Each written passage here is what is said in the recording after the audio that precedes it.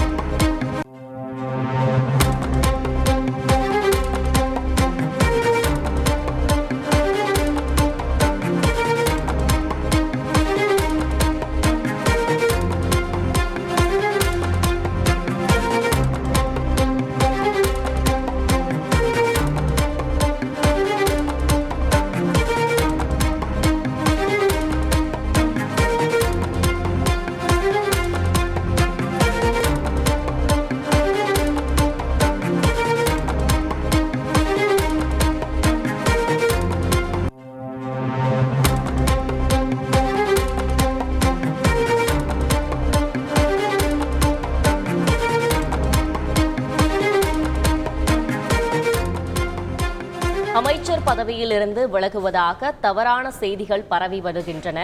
மத்திய இணையமைச்சராக தொடருவேன் என கேரள நடிகரும் பாஜக எம்பியுமான சுரேஷ் கோபி விளக்கம் அளித்துள்ளார். இது பற்றிய கூடுதல் விவரங்களோடு செய்தியாளர் ரமேஷ்குமார் இணைகிறார். ரமேஷ்குமார், வணக்கம். கூடுதல் விவரங்களை பதிவு செய்யலாம். அதாவது மத்திய இணையமைச்சர் பொறுப்பிலிருந்து தான் விலக போவதாக சில ஊடகங்களில் வெளியாகியுள்ள செய்தி தவறானது என கேரள மாநிலம் திருச்சூர் தொகுதியினுடைய எம்பியும் நடிகருமான சுரேஷ் கோபி விளக்கம் அளித்திருக்கிறார். நேற்று நடைபெற்ற மோடி தலைமையிலான மத்திய அமைச்சரவையில் கேரளாவில் திருச்சூர் தொகுதியில் வெற்றி பெற்ற சுரேஷ் கோபி மத்திய இணையமைச்சராக பொறுப்பேற்றார். அதன் பிறகு கேரள ஊடகங்களிடம் பேசிய அவர், தனக்கு அமைச்சர் பதவியில் விருப்பமில்லை என்று நான் கட்சி தலைமையிடம் தெரிவித்திருக்கிறேன். திரைப்படங்களில் நடிக்க ஆசைப்படுகிறேன். நாடாளுமன்ற உறுப்பினராகவே தொடர விரும்புகிறேன். எனவே விரைவில் நான் அமைச்சர் பொறுப்பிலிருந்து விடுவிக்கப்படலாம் என்று கேரள ஊடகங்களிடம் பேசியிருந்தார். இந்த நிலையில்தான் அது பரவலாக பல்வேறு தரப்பிலும் ஒரு சில விமர்சனத்தையும் எழுப்பியிருந்தது. விருப்பமே இல்லாத ஒருவருக்கு அமைச்சர் பதவியை பாஜக வழங்கியிருப்பதாக சில விமர்சனங்கள் எழுந்தது. இந்த நிலையில்தான் அது குறித்து விளக்கம் அளித்துள்ள சுரேஷ் கோபி அவர்கள், நான் அமைச்சர் பதவியை ராஜினாமா செய்ய போவதாக சில ஊடகங்களில் தவறான செய்திகள் வெளியாகி இருக்கின்றது.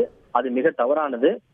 பிரதமர் மோடி தலைமையிலான அரசில் அமைச்சரவையில் இடம் பெறுவதும் கேரள மாநில மக்களை பிரதிநிதித்துவப்படுத்துவதும் தன்னுடைய பெருமை என்று தெரிவித்திருக்கிறார்.